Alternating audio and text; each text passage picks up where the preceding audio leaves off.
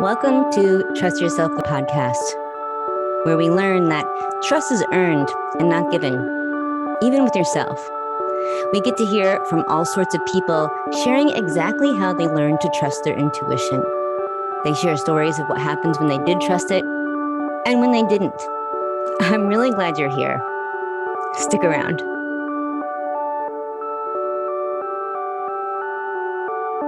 I was talking to James Wedmore like a couple days ago, and he was, he said the minute I started growing is I when I stopped trying to be liked so much, and I thought it was really great revelation, because I am obsessed with being liked.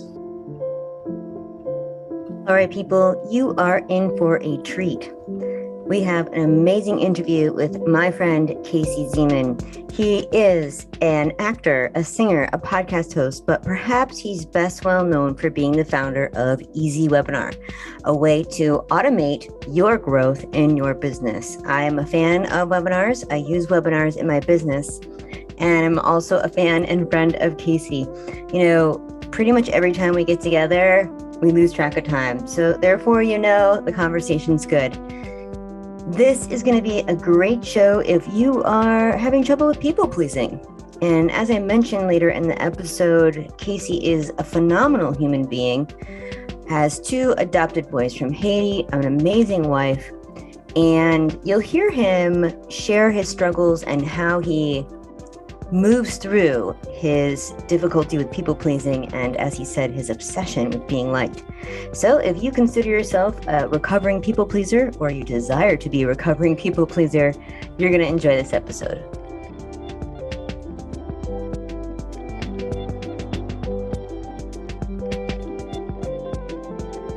I think it stems from my childhood of this desire to be liked, and so therefore I get, there's so much that comes with not being able to show up. I wasn't able to do that podcast I put so much emphasis on it instead of instead of being able to say I'm going to come back to it, or right. And so being that desire to be liked is also why you can't fire someone who's not working out for you, why you can't also it can stem in all sorts of ways. I'm not going to say get out of a relationship that I want to be in, because that's not the case, Casey, for me. I want to just interject. Yeah. What was the topic of my therapy session 3 hours ago? What was it? Oh, really? Yes, geez. Letting go of what other people think. Yeah, 100%, yeah. Literally. Mm-hmm. Mm-hmm. Yeah. And when he said that, I thought it was really interesting, because I'm obsessed. I have that fundamentally. It's a big problem for me. And so I have to just stop giving a fuck. Right. Giving. Yeah. Well, that's so for me, I'm very proud of this. Mm-hmm. My therapist is proud too.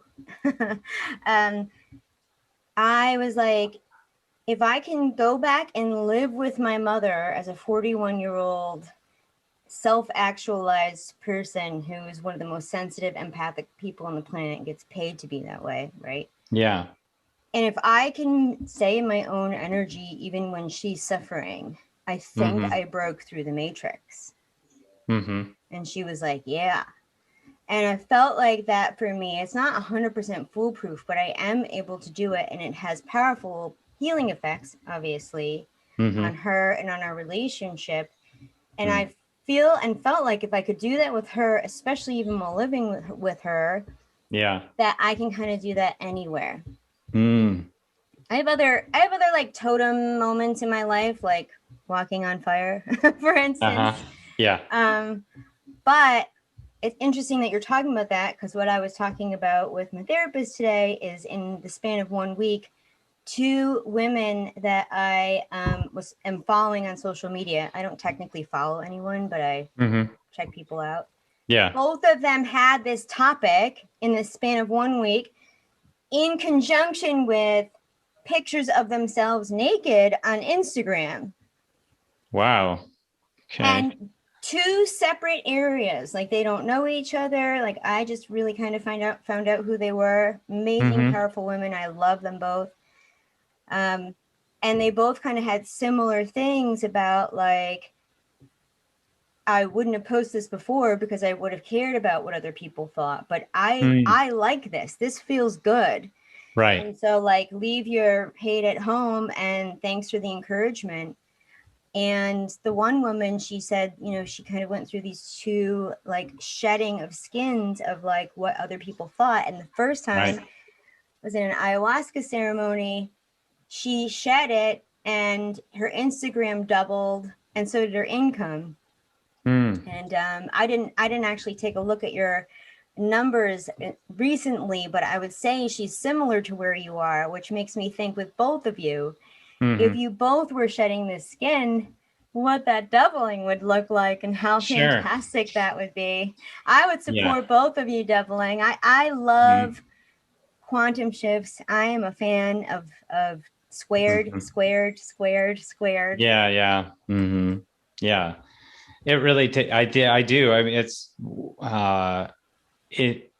all that being able to scale your stuff up, scale your business up, I feel like it comes from a lot of internal stuff that you have to deal with, stuff, it's like, it's mindset, it's letting go. It's, and letting go comes from, being the only person that's working in your business versus hiring 10 to 15 people to do the work and being able to let go on perfection and blah, blah, blah, blah, blah, blah, blah, right? All those things. When you talk about that, it's so true. It's so true. And we're both living it while teaching it at the same time that my body is like, I'm on the roller coaster as he's talking. So I'm like feeling it all at once. But this is a really good dovetail into when and how did you learn to trust your intuition? And then tell us a time when you didn't trust it and what happened, and a time when you did trust it and what happened. And what I would love for us is maybe take it out of order.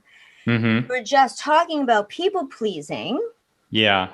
So if you could tell us about maybe a specific time where you didn't listen and what the results were, if you felt like that was a good place to start for you.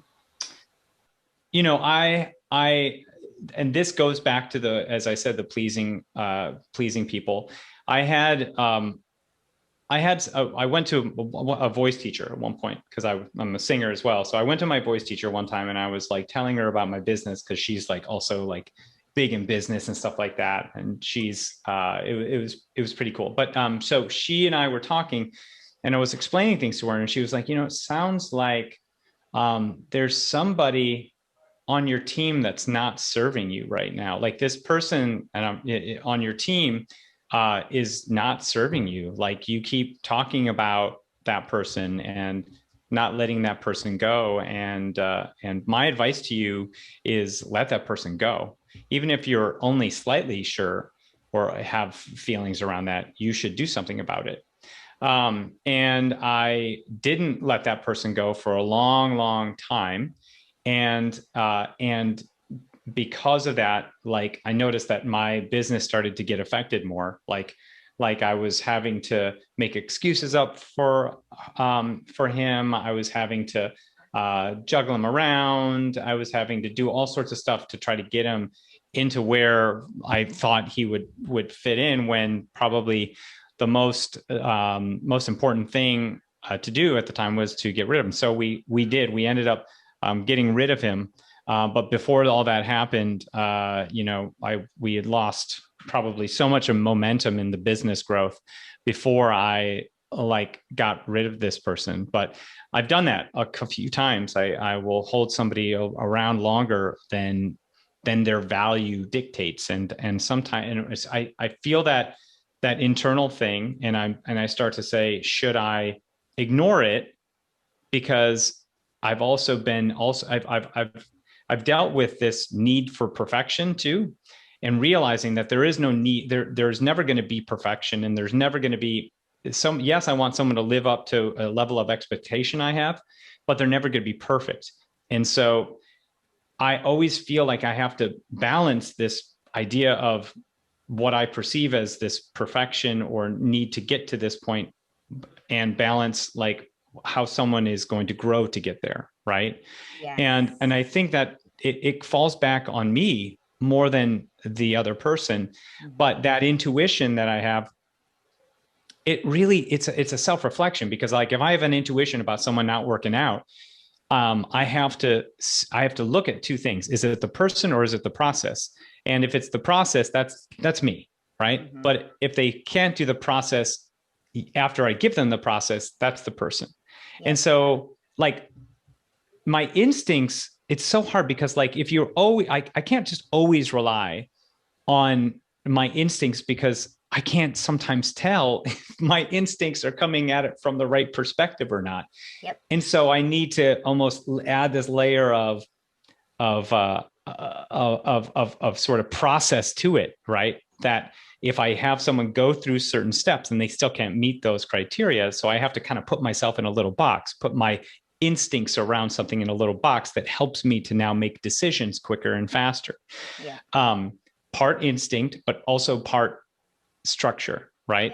And if I can do that, then I can make decisions quicker. But there have been many moments in my life, I mean, when, you know, I didn't follow my instincts, or moments where I did follow my instincts and it worked out as well. Well, I want to get to one of those examples, but first I want to say thank you for sharing all of that. Even just on a friend level, I appreciate the vulnerability, and we're on a podcast. So so thank you for that. It's so refreshing. You know, that's the why the statement is hire slow, fire fast. But the conclusion that you just came to is actually the formula that works, because there is a way to definitively always know if your gut is right. However, the people pleasing will always get in the way. And this is like literally what I spend my life exploring and solving for us, because as you described, the problem is that triggers from the past are using the exact same receptors in our body that our intuition uses to tell us that something's wrong. Right. And so I just want to share one more sentence and say, this is why it's so important, because if you go to rewire yourself in attachment from anxious, of like, I need to please, to more secure, in the end, they're going to tell you need to trust your intuition. But then if you go to try to trust your intuition and you're not rewired from anxious to secure, then you'll never be able to get back to that trust. Right. And that's why I was born. To help people in the catch-22. But you literally have the solution right there. You do. It's amazing. I always like to see it from your problem is because of your huge heart, which is the reason why I and so many other people like you, and watch you and learn from you, right? And allow you into our space to help us, right? Right. That's also like why it's that double-edged sword, you know? Yeah. But I do feel like with your heart, it's this kind of thing where as time goes on, you're going to be able to see that intuition quicker and faster. Like you said, you're already moving faster. But trust takes time to develop. And so you're tuning in with both. And over time, you're going to be like, oh, I kind of knew that, but I wanted to be safely sure. And then the next time it'll be shaved by like another day or another month, until where you're going to be like Spidey sense. Everything says great, except this Princess and the Pea. There's one little thing. And I know in the end, it's going to come back and bite us. Yeah. And what's interesting. Yeah. And I think you're right. It's like I have to go through so many the like evolutions of experience to be able to even tell what that may be, so I that's my thing. It's like I I consistently am going through, if I see writing on the wall, I have to figure out how am I going to prevent it, And again, a lot of this stuff comes down to, I'm realizing that it's a lot of internal things that I have to sort of fix, whether internally from, my own dealings with obviously people pleasing and like, I get really hyped. Like if we hire a new person, I get super hyped about that person. Like, person's going to change my life, change the world. Oh, she's going to just do wonders for my business. It's going to be so good. And then the realization that they weren't maybe supported enough or didn't have the right clarity and things like, and knew the directive. And so that falls back on me as a leader. Right. And so it is interesting because I'm in this space where I want to give ownership and control, because that was one thing I was working on for a long time, right? Well, perfectionism, you can't give over control, of course. Yeah. And I was holding that in so much, perfectionism. I was just like, no, I'm going to do the work. I'm going to do the work. And so I have been in practice of giving everybody else the work instead of me. Yeah. And that is so difficult because if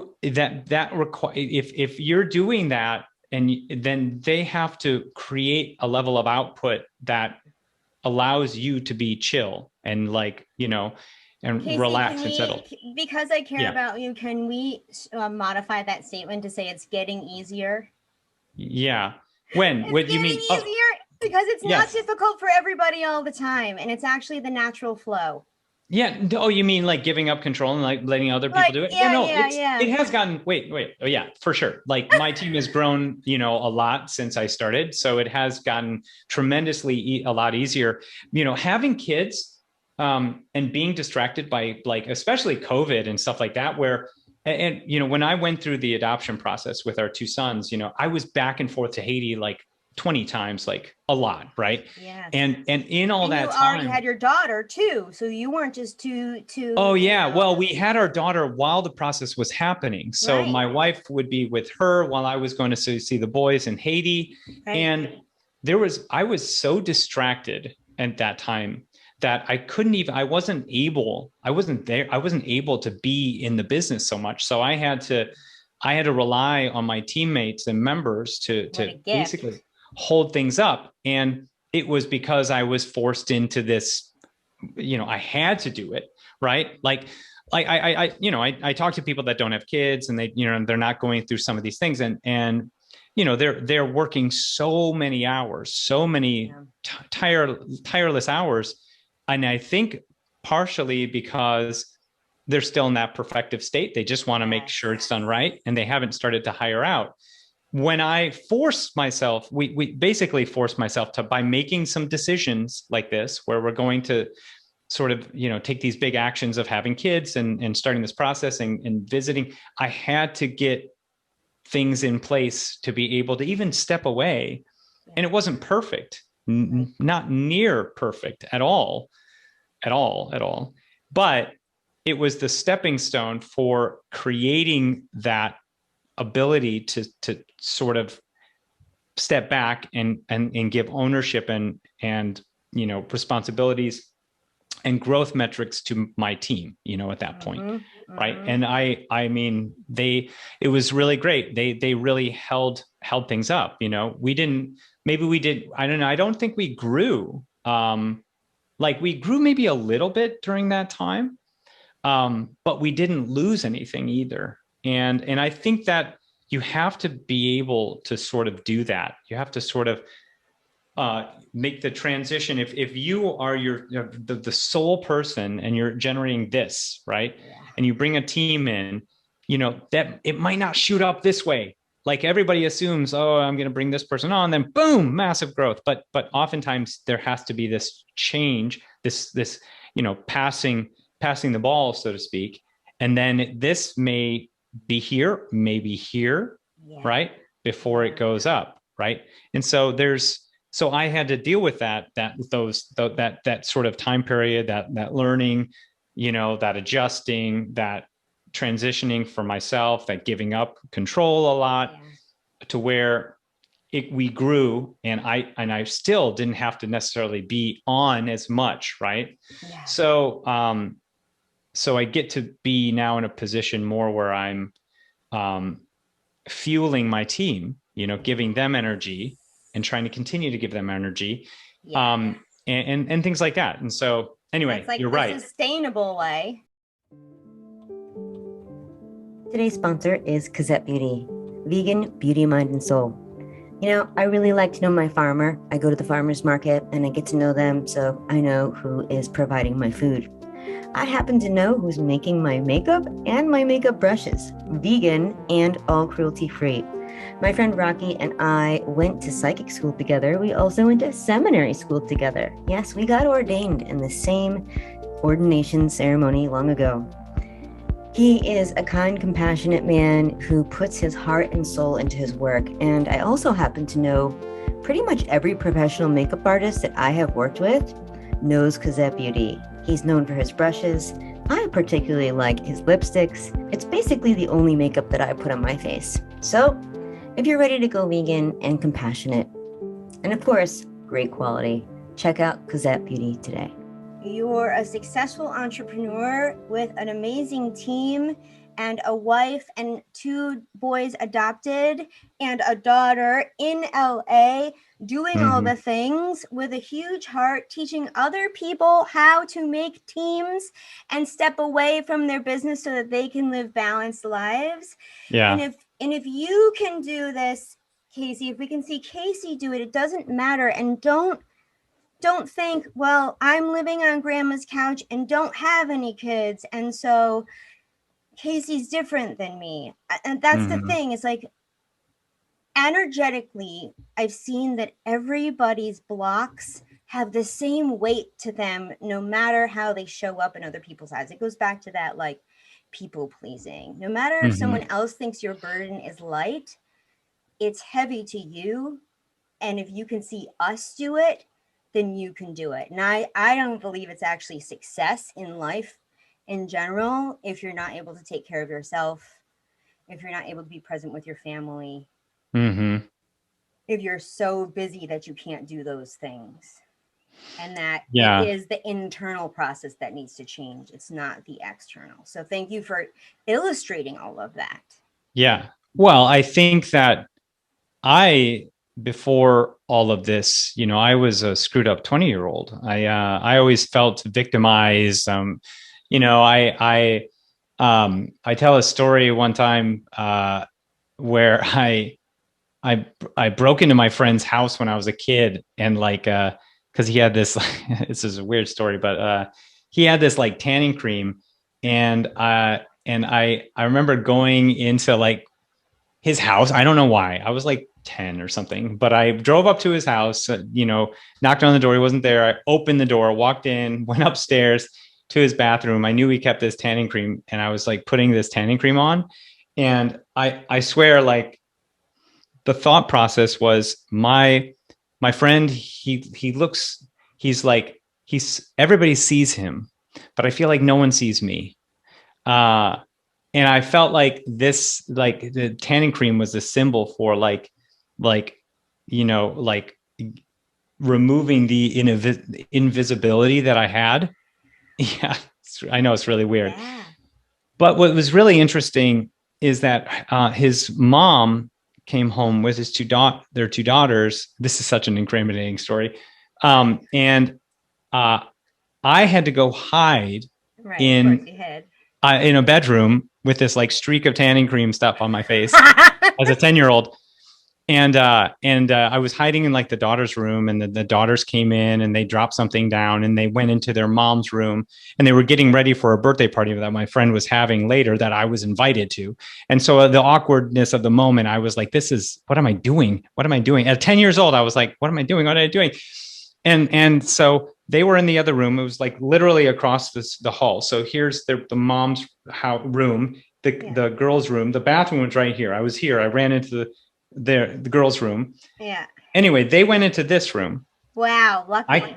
I came out, and the steps downstairs was right here. So I came out, and I was looking right at them, I was frozen. They didn't see me, which goes back to my, am I invisible? Right? They couldn't see me at all. They didn't notice that I was there. And I just slowly walked down the steps and out the front door and back on my bike. And so no one noticed.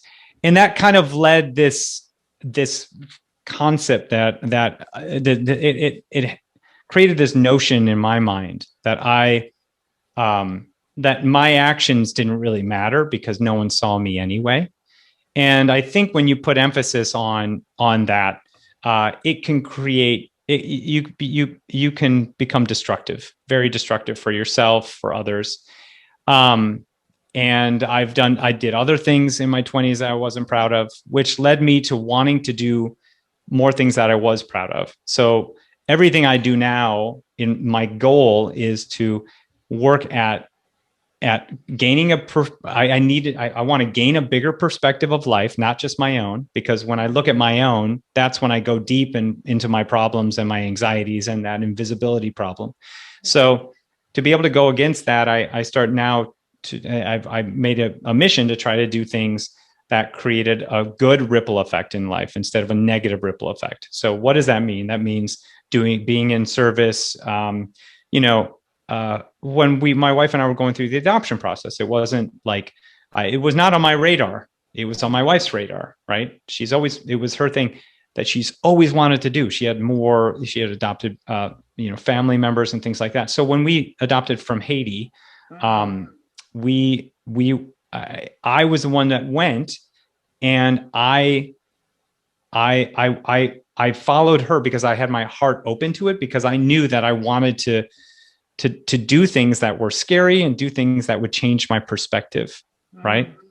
And so and there was inherent levels of what I perceived as good, in this, and so going to Haiti was a game changer in terms of creating a different perspective in life and understanding that there's bigger things than me. And so I still go into my own little bubble of anxiety and blah, blah, blah. But I also try to actively rise out of that and understand that that you have to stretch what you're potentially good at, or what you have to stretch what you can do, right? If you don't think you can have kids, or that then you have the kids, and then can you have a fourth kid, a fifth kid?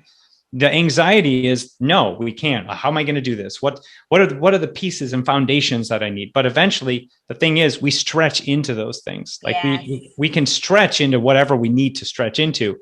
And I think that oftentimes when we're not stretched and we're just sat on front of a couch watching TV, we are not challenged to be able to see the threshold that we can of our potential growth.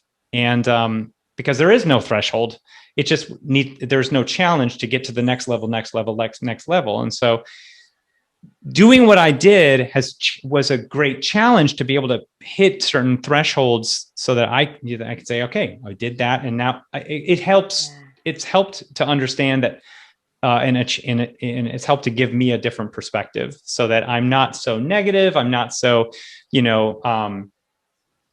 just like all about me. And being able to not be all about me has helped me to sort of move quicker with things, right? Not sit so much or harbor so much or hold so much in, Wow. If that makes sense. You just really dove deep into something that I don't think I had a full understanding of. I understood that there were people in your position. I've helped many of them who and I was like, I was formulating the sentences and you spoke them from my brain about you're sitting on the couch and there's no external challenge or stimulus or something that's causing you to rise to the occasion, and that is actually the problem. And so therefore, of course, the solution is from within. And it's so fascinating that the majority of people living in, let's just say our country, that's the state that they would need to internalize and agitate themselves to I mean, it's the whole, this you know, place. you have to live uncomfortably to be able to now where uncomfortable is not so uncomfortable. You know, there's new thresholds of uncomfortability. So, and that's challenging you as a person. And eventually, you know, things that you saw as walls they're not walls anymore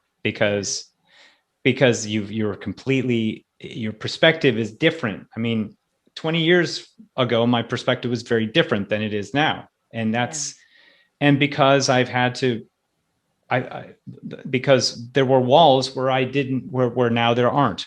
A hurdle to a 5-year-old is not a hurdle to a 20-year-old. Yeah. I love that. I really love that. Can you tell us about a time? Because I love how we're like, you hit the nail on the head. You use your logic and boundaries and structure and your intuition, and you trust takes time to build and you feel it out. Can you tell us about a time where you feel like you knew something intuition wise, you just knew it with no logic, and you followed it maybe with the absence of logic, and what happened? I think that I had an intuition about my wife, maybe, and I followed it without logic. So what that means? Take notes, special someone, if you're listening. Yeah. So you know, my wife was like, you know, like she was not necessarily like the typical type of person that I would normally date, but she had this energy, this smile, this energy that I thought was like just so unique and different and captivating. And and you know, there were like people were like, you know, like, are you sure you want to date her and things, you know, like there was like, you know, like the external like things that were like lending itself to like, you know, trying to break up us being together. But the but with all that, like I kept on with like, no, this is the one. And it was like this intuition because it was like she didn't necessarily check off boxes, you know, you know, should a person check off boxes? I don't know. I guess that's there's something to be said about that. Everyone knows what you're talking about. Yeah. So anyway, like I followed that. And I think I followed it blindly in the sense that like, you know, we had a breakup and I worked super hard to get her back. And, you know, and then, you know, said like, you know, planned a wedding, got married, you know, like that. I would say instinctually that decision being you know, that I led that from instinct and you know, yes, that was, you know, you use your instincts around love more than you would say, you know, make a good and bad category and like, you know, really go like, okay, she snores, or okay, he, you know, he has this problem, or he's great, you know, you don't make a good, I mean, some people do, but I think intuitively for a fine, especially around love, there has to be some more intuition that what we use when we're seeking love, right, and finding somebody. And she was that's what was very interesting, is like she wasn't what I normally would the box that I would normally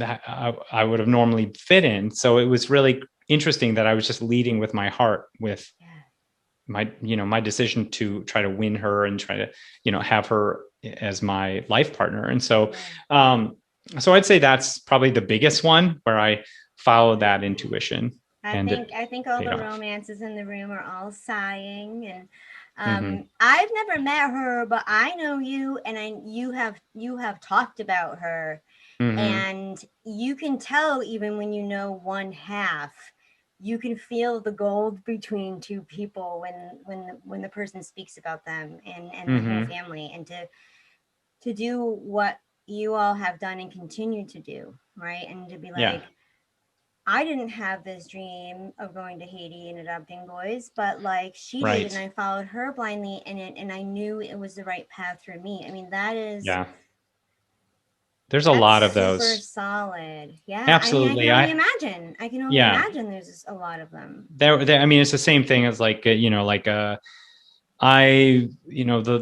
reason I even started to, make money in a career was, for her, she never asked for it, and she's not the type of person that cares about stuff like that at all. But I knew I wanted to be able to support her. So, I got a house, and during hard times, she's just always been the motivator. Like she's like, you can do anything, you can make this happen. Right. She talks me down, she builds me up, and can't wait to meet her one day. Yeah. I mean, we're complete. I mean, we're a lot different. I could tell. I've seen some of the videos like where she's like training you and stuff. And training people, and I'm just like, woo, this is great. Yeah. She's hardcore, because like she'll be like, come on, dude, let's get. Now you're pissing me off. What are you doing? What are you doing with your back? And so like that's how she did. I mean, she's just, she's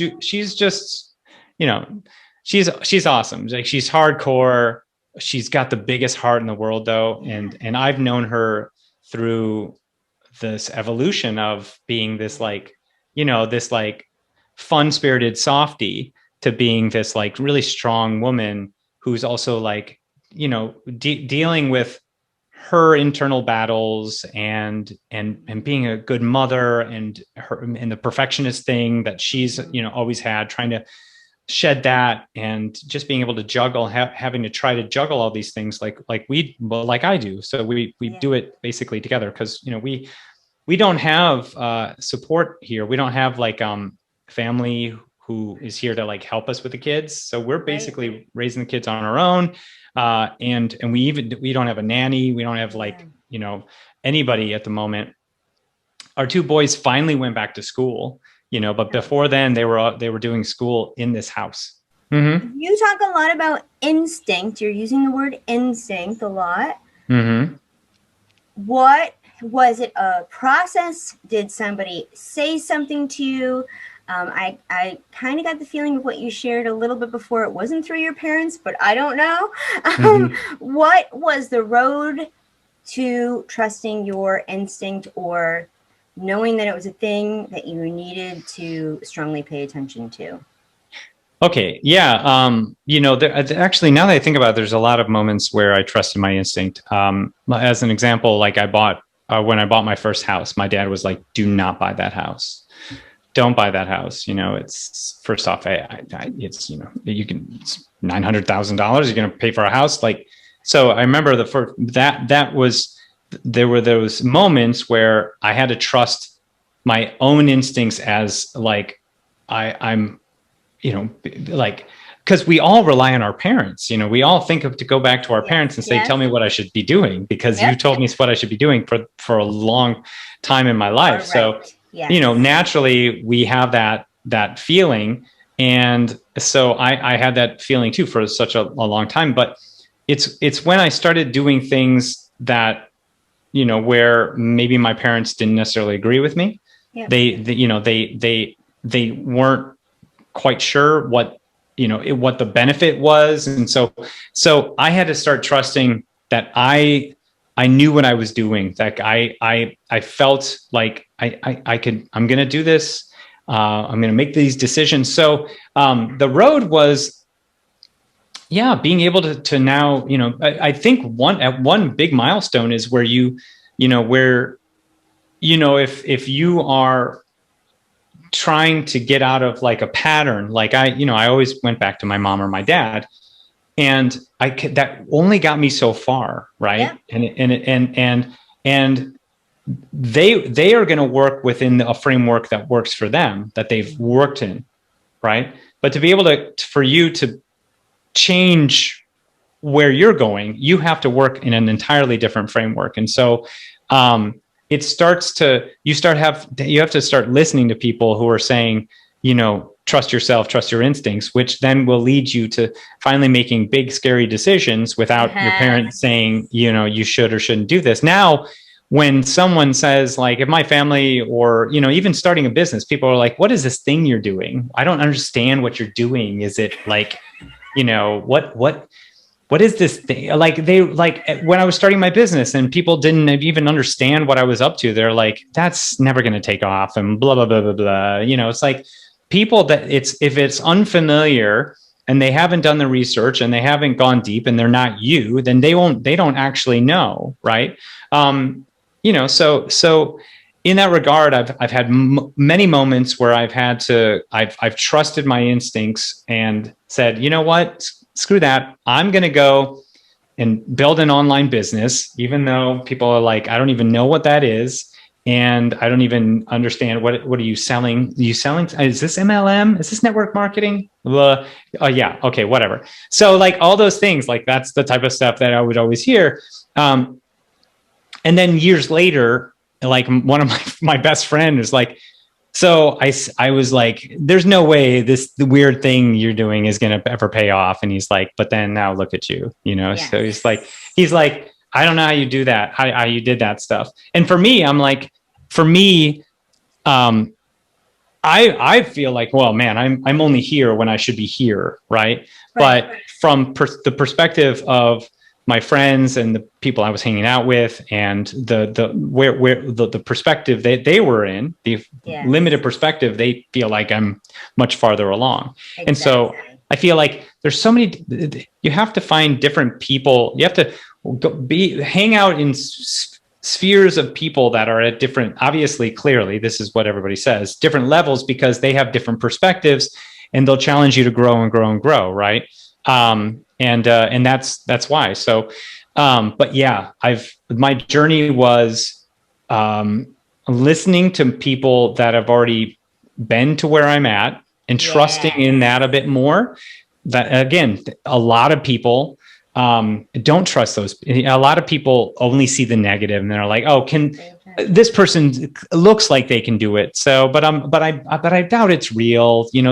That's what they're always saying, right? They're doubting it. They have doubt. They're based putting negative on it. And I like to try to think in a positive way, like, oh, well, maybe this is possible. Maybe this is doable. Like I don't shame people that are in MLM. I think, hey, more power to them for being, and so I think that there's always going to be someone who's going to have a negative response and someone who's going to have a sort of always looking at the, at the, what would you call that? Like the positive thing or like the truth behind it or like the possibilities of it. Yeah. Like that it is doable. It is possible, and so I've always had that. And I think that me being curious about things that are getting you there, right? That's probably also helped me to create, to think on my own and be able to follow my instincts as I ascend, What is it that you want our listeners to know about you and what's going on with you? I don't know. I don't know. I'm an entrepreneur who is like always trying to figure it out day by day, trying to grow my business, trying to grow my impact, trying to grow beautiful, thoughtful, good humans in the world, trying to create a legacy for myself, for my family. And, so those are my goals. I'm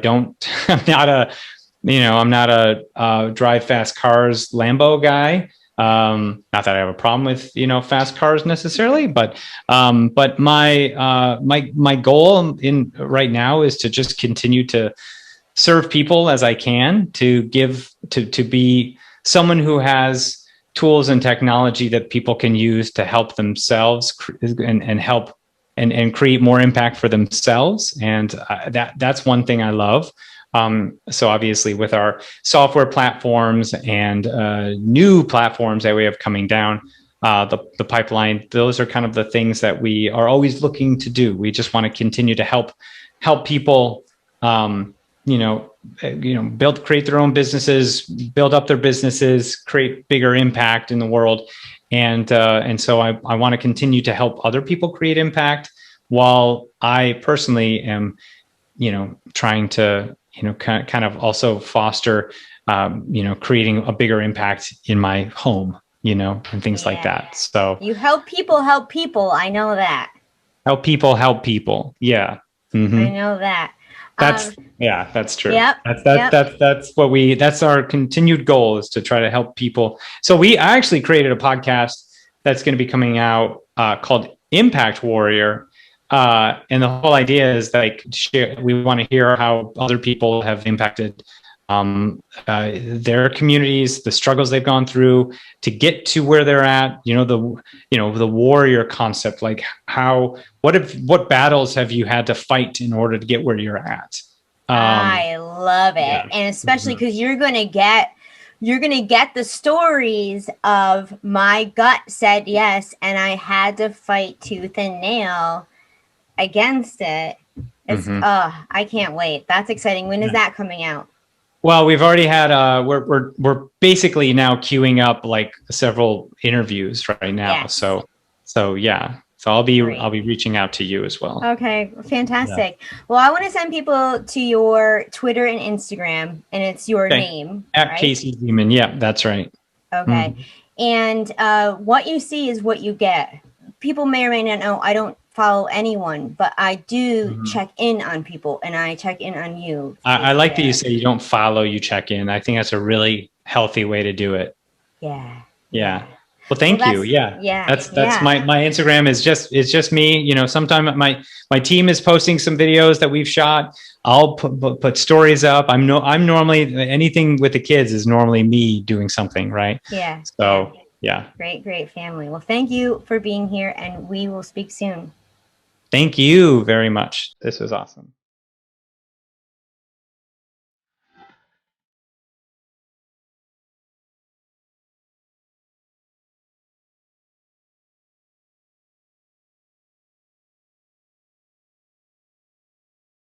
This episode of Trust Yourself, the podcast, is created, written, and produced by me, your host, Betsy LeFae. Music provided by the amazing and generous Ben Talmi. Thanks, Ben.